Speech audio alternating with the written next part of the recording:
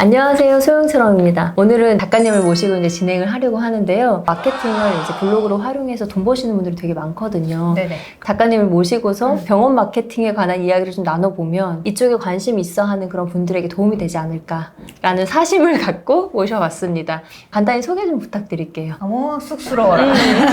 안녕하세요. 작가 김세희라고 하고요. 네. 원래 제가 광고 대행사 출신이고 우연찮게 남편이 강남대로 한복판에 개원을 하셔서 강남대로. 개원을 하고 마케팅을 하나도 안 했더니 환자분이 6개월 동안 거의 안 오시더라고요. 그때가 언제였죠? 그게 2009년 도와주던 친구가 네. 광고하시는 누님이 왜 안 들어오고 병원을 이렇게 망하게 냅두냐. 네네. 제가 그때 박사학위를 하고 있었는데 누님 등록금 안 나온다. 그래갖고 할 수 없이 병원으로 입성을 했죠. 생존 마케팅을 정말로 하신 거죠. 죽어가는 병원을 살려가면서. 그렇죠. 그러니까는 죽어가는 병원이었고 돈도 없었고. 어때요? 이게 광고를 되게 오랫동안 전공을 하셨는데 병원 마케팅에 바로 적용이 되던가요? 아니요. 아니. 어떠셨어요? 책에도 썼는데 한 달 동안 컴퓨터 앞에 그냥 멍 때리고 앉아 있었어요. 뭘 어떻게 시작해야 될지 몰라갖고 그 당시만 해도 2009년이 이제 막 온라인 마케팅이 좀 태동하던 맞아요, 시절이라 맞아요. 제가 이제 광고 대행사에서 하던 건 4대 매체니까 TV, 신문, 라디오, 큰 거 잡지 복지가고 돈 써가면서 돈 막 몇백억 들이붓는 거 이런 거 하다가 와서 남편은 돈이 없고 실은 저희 같은 경우는 제가 들어가서 바로 시작했던 게 홈페이지 만들어 놓고 블로그 했던 이유는 봤더니 강남에 있는 병원들이 다 블로그라는 거 하나씩 갖고 계시더라고요. 그래서 저거라도 해야겠다 라고 시작해서 시작한 블로그로 거의 매출이 이렇게 올라가긴 했었어요. 바닥서부터 그 블로그에 컨텐츠를 만들고 그걸 다져서 병원을 살려냈고 심지어 잘 되게 했고 그리고 지금은 이제 이렇게 책까지 쓰셔가지고 이 방법으로 실제 대행도 하고 계시죠? 대표님이 직접 하시나요? 제가 직접 하는데 근데 문제는 한 달만 손 놓으면 감이 떨어지더라고요. 내가 감을 붙잡고 있으려면 아무래도 대행은 좀 하는 게 맞겠다 싶어서 블로그로 뭔가 수익 내시는 분들 중에 대행 쪽으로 접근하시는 분들이 굉장히 많더라고요. 근데 이게 저는 저도 너무 접근이 어려운 거예요. 하지 말아야 될 것도 되게 많을 것 같고. 어떠세요? 병원 마케팅을 좀 대행하고 싶다. 이렇게 하는 분들이 어떤 식으로 접근을 할 수 있을까요? 일단 제가 이제 원장님들 만나뵈면 그렇게 대행을 해줄 사람을 필요로 하시는 분들은 되게 많아요. 실제로 제가 보기에는 마케팅을 조금 해보셨던 분이 들어오면 또 그렇게 어렵지 않을 수 있어요. 그러니까 결국 병원 마케팅도 그러니까 병원의 컨텐츠를 만드는 능력이랑 그거를 블로그라든가 어떤 그런 로직을 알고 뿌리는 이 능력을 둘 다 갖고 있는 사람이 성공을 해내는데 지금 병원 내부에서 많이 하고 계시는 건 내부자가 마케팅을 하는 거. 이게 마케팅을 하시는 분이 온다면 진료에 대한 거를 조금 배울 생각이 있다면 그렇다면 못할 이유는 없다고 생각은 돼요. 아, 진료의 영역까지 알고 해야 돼요? 너무 모르고 진료를 쓰면 그 현장에서 사고가 날 수 있어요. 이게 의료다 보니까 이런 블로그를 보시는 환자분들도 생각보다 꼼꼼히 읽고 오세요. 저 되게 이건 핵심인데 대행사를 써도 그렇거든요. 그러니까 이 병원 마케팅이 잘하려면 병원 내부에 있는 사람들하고 소통을 잘하시는 분들이 마케팅을 제일 잘하세요. 그렇죠. 네, 그러니까 현장에 있는 실장님이나 뭐 데스크에 있는 선생님이나 그러니까 병원 내부에서 담당하시는 분이 있으면 그분하고 소통을 잘해서 여기서 스토리를 땡겨낼 수 있으면 솔직히 진료 몰라도 돼요. 그렇죠. 근데 그거를 땡겨낼 역량이 안 된다면 진료를 알아야 된다는 거죠. 가서 보면 왜 비슷한 컨텐츠로 비슷한 포맷에 그냥 써놓은 그 블로그들이 상위 노출만 상위 노출만 했는데 실은 효과가 잘 안 나요. 상위 노출이 됐어도 그냥 환자가 보고 나가고 하기 때문에 어떻게든 내가 조금은 차별점을 가져가야 되는데 우리 원장님이 난임을 하고 있어요. 난임을 하고 있는데 난임 환자 중에 원장님이 생각하시는 옳은 방향이 있는 거예요. 가치관 같은 거. 그러면 그거를 반영을 해서 글을 써야지 조금 이게 좀 색달라 보이기도 하고 오히려 그 자체가 장점이 되잖아요. 맞아요. 찾아오시는 분들도 그 결이 맞고 상담할 때도. 그렇죠. 그러니까 그 결을 맞춰서 데리고 와야 되기 때문에 그런 거를 좀 활용을 할 수 있는 그런 인사이트.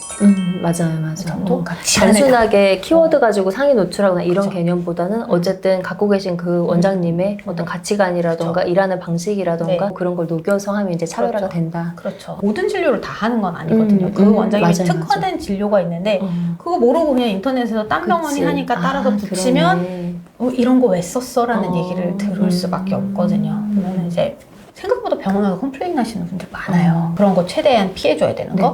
그런 걸 잘 할 수 있으면 쓸 수 있다. 처음에 블로그 병원 거 쓸 때 한 개 쓰는데 뭐 4-5시간씩 걸렸었거든요. 병원에 대해 잘 모르기 때문에. 잘 모르니까. 그리고 컨텐츠가 차고 나면 그때부터는 좀 쉬워져요. 뭐든 그런 것 같아요. 이게 시작은 사실 되게 난이도가 있지만 있죠. 하지만 하나의 병원을 잘 잡아서 그 병원이 잘 되는 과정을 본인이 만약에 같이 하게 되면 대행을 해가지고 그럼 다른 병원들도 또 대행을 할 수 있고 또 대행을 할 수 있으니까 그렇죠. 블로그로 이제 고정적인 수입을 계속 만들어 나갈 수 있는 그렇죠. 거죠. 안정적으로 그 병원에 대해서 꾸준히 관리를 해준다는 취지로 생각하면 저는 서로 윈윈되는 병원 마케팅 하시는 분들이 대행을 주로 하고 이게 침투해서 오는 그런 개인 프리랜서 같은 블로거들은 많지는 않으세요. 이게 보니까 막 의료법이나 이런 것 때문에 무섭다고 생각을 맞아, 하니까 맞아. 일단은 진입을 안 하는 거고 근데 오히려 난이도가 있기 때문에 더 매력이 있는 것 그쵸? 같아요. 한 번 하고 나면 어렵진 않은데 일단 초반에 투자를 좀 해야 하고 배워야 되니까 어려워하고 그 대신에 좋은 건 한 번 자리 잡고 나면 실은 날 대체할 사람은 별로 없다. 좋다. 병원 현장 얘기를 많이 썼던 것 같아요. 근데 생각보다 그 환자분들이 약간 그 남의 병원 속사정에 대한 관심이 많아요? 저 병원이 속이 어떻지? 약간 이게 있더라고요. 지금은 의료법상 지금 블로그에는 후기를 올리는 게 조금 그렇기는 한데 생각보다 병원은 후기가 굉장히 중요하거든요. 그렇죠. 신뢰도 영역인데. 네, 그래서 그런 신뢰도 영역 같은 거 그리고 또 하나는 이제 원장님을 키워주는 거 원장님의 퍼스널 브랜딩 해주는 것도 꽤 도움이 블로그 대행하면서 너무 대행하면서 좋다. 죽어가는 병원을 살리기 위해서 모니터를 놓고 한 달 동안에 이제 쳐다보시면서 뭘 네. 할까를 고민을 많이 하셨다고 했는데 네. 그걸 어떻게 극복하셨어요? 그냥 되돌아갔어요. 이게 제가 대행사 출신이다 보니까 네. 대행이 익숙했던 거예요. 주인의식이 없는 아이였던 네네. 거지. 내가 광고주라고 생각을 하자라고 생각하고 했던 건 조사부터 했죠. 시장 조사부터 네. 했어요. 광고 대행사에서 가장 흔하게 하는 분석은 3C 분석 제일 많이 하거든요. 네. 컴퍼니 보고, 컨슈머, 소비자 좀 알아보고, 네. 그리고 컴피티션, 경쟁자. 회사, 소비자, 경쟁자. 이렇게 3C를 보는데 컴퍼니의 정체성이 없어요. 각 병원마다 이 병원이 어떤 걸 추구하고 어떤 가치관을 갖고 네. 원장님의 스타일이라든지 이런 게 전략이 없이 이때까지 굴러온 병원에 내가 들어가서 해야 되기 때문에 대부분은 없죠. 대부분은 없더라고요. 없더라고요. 그걸 드러내면서 하기가 사실은 어렵고 드러내면서 하는 곳은 이미 잘 되고 있겠죠. 날아가고 있기 때문에 네. 없어요. 그리고 이제는 소비자를 봐야 되는데 소비자 같은 그나마 이제 좀 오래되고 잘 되는 병원은 소비자를 보면 되긴 해요. 근데 우리 같은 경우는 환자도 없었잖아. 그러네. 그래갖고 두 개가 없더라고요. 그래서 그럼 이걸 어떡하지? 어쨌든 볼 수 있는 거는 컴피티션, 경쟁자를 보고 역으로 한번 전략을 세워보자 해서 저는 진짜 그 강남대로를 운동하시고 돌아다니기를 경쟁자 보기 위해서 경쟁자 보기 위해서 그래서 병원 다 들어가도 보고 문 앞에 서서 이렇게 쳐다본 적도 있었어요. 그럼 눈치 빠른 실장님들 째려봐요. 아 진짜요? 알아봐요. 신기하다. 스파이오고 알아. 금방 알아. 그러고 죄송합니다. 이런 말 해야 돼. 그래서 경쟁자 보고 큰 이제 버린 달력 뒷면에다가 네네. 그렸어요 지도를. 그리고 우리 위치 그리고 병원들 다 이름 적고 경쟁 업체들. 그 각각의 경쟁 업체가 어떤 식으로 마케팅을 하고 이 마케팅을 한 곳의 특징이 뭐고 이 병원이 잘 되는지 안 되는지 유추도 해보고 그리고 그냥 전 내부에 있었으니까 선생님들 스텝 선생님이나 실장님들한테 이제 스파이도 시켰죠.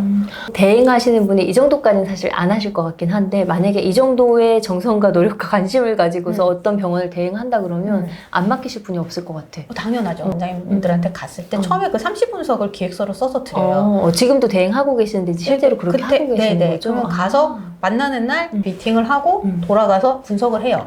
그래서 3C는 어떻고 지금 갖고 있는 병원에 뭐 4P 분석도 좀 해보고 전략이 이렇게 되고 핵심적으로 이런 마케팅을 하면 좋겠다라고 방향을 해서 딱 기획서를 드리면 신뢰는 끝나. 그치. 그때부터는 내 마음대로 그냥 시키는 대로 뭐 블로그 쓰는 거는 언제든 대체될 수 있어요. 저렴한 애 나오면. 그래서 조금 그런 마케팅적인 거를 활용을 해서 좀 공부를 해서 적용을 하신다면 독보적일 것이다. 그렇죠. 너무 좋다. 어쨌든 이런 콘텐츠 지금 알려주신 방법대로 자신들이 어떤 병원의 마케팅에 관심이 있다면 충분히 접근할 수 있는 방법인 것 같아요. 그죠. 그리고 이건 병원 마케팅뿐 아니라 어떤 대행을 맞아요. 해도 마찬가지인 것 같아요. 그냥 바로 수익으로 만들 수 있을 것 같아요. 저 이거 그려져요. 같이 해요, 우리. 보신 분들이 진짜 바로바로 적용해가지고 수익으로 만들어내실 수 있으면 너무 좋을 것 같아요. 그러니까요. 기회 되면 또 한번 모실 네. 수 있게 이렇게 자리 마련해 보도록 할게요. 알겠습니다. 감사합니다. 감사합니다. 구독, 좋아요. 감사합니다.